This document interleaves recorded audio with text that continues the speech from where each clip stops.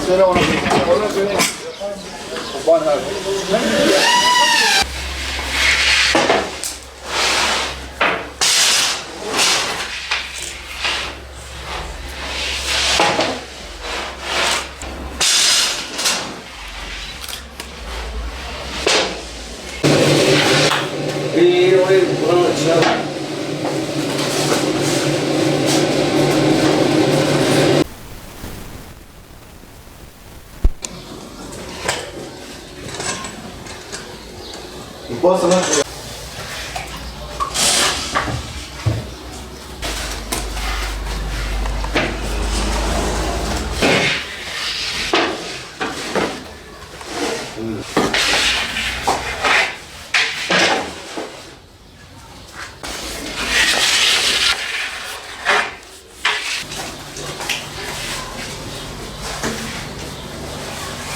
Ben yaklaşık 20 yıldır, abim yaklaşık 45 yıldır bu işi yapıyoruz. Abi kardeş çalışıyoruz. Bizim başka şubemiz de var. Özel idarenin arkasında.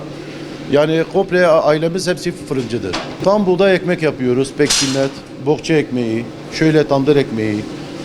Buğdayı Kızıltepe'den alıp öğütüyoruz değirmende. Un haline getirip şu şekilde yapıyoruz. Bu sadece biz yapıyoruz bunları. Mardin'de sadece biz yapıyoruz bunu. Bohça ekmeği, tam tandır ekmeği. Tam buğdayın faydaları yüksek, lif içerir, sindirimi destekler, kan şekerini dengeler, uzun süre tok tutar, kiloyu dengede tutar, kalp ve damar sağlığını korur. Talep edilen ekmek şu anda en çok talep edilen ekmek şunlardır. Tam buğday bohça ekmeği. Faydaları aynı şekildedir zaten. Bu çıkardığımız ürünlerin hepsinin faydası aynıdır. Fırın yaklaşık 400 derece, dışarıda da yaklaşık 30-35 derece, yaklaşık 450 derecenin altında çalışıyoruz. Zorluk çekiyoruz yani yaz mevsiminde. Çalışıyoruz mecbur. Yani mecbur 2 tane çocuk okutuyorum. Abim 3 tane çocuk okutuyor. Mecbur yani bu işi yapıyoruz yani. Çırak yetişmeye bir tane abimin oğlu var, elimizin altında çalışıyor. Yetiştirmeye çalışıyoruz Allah'ın izniyle. Vallahi fırını tavsiye ederim şimdiki gençlere. Yani sokakta gezmelerinden daha iyidir yani. Gelip çalışsınlar. Fırını kimse yapmıyor.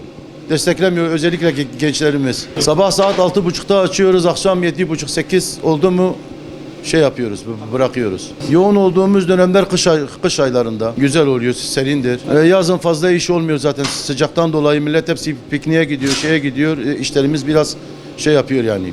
İster istemez düşüyor. Evet, hayır sahipleri bize para verip onu ekmeğe çevirip ihtiyaç sahiplerine dağıtıyoruz. Genellikle Ramazan'da çok veriyorlar. Yani günlük 30-40 ekmek dağıtıyoruz. Allah onların hayırlarını kabul etsin inşallah. Askıda ekmek. Gelenek bu önceden beri vardı zaten. İhtiyaç sahipleri Osmanlı'dan beri vardır yani. Biz de devam ettiriyoruz. Allah onların hayrını kabul etsin. Bizim de hayrımızı kabul etsin inşallah. Fırıncıyım. Hemen hemen 45 yıldır bu işi yapıyorum. Vallahi karın tokluğuna çalışıyoruz. Yani bu karın tokluğu, bu fırıncılık var ya karın tokluğudur.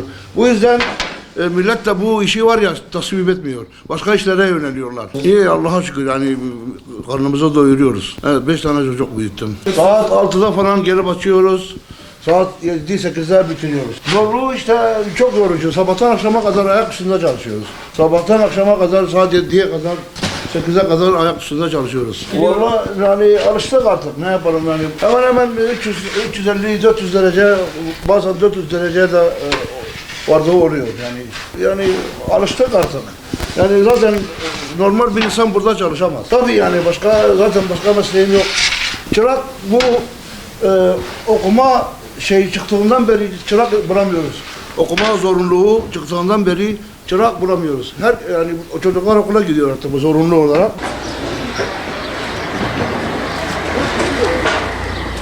Bana söyle ona. Ona söyle. Bana.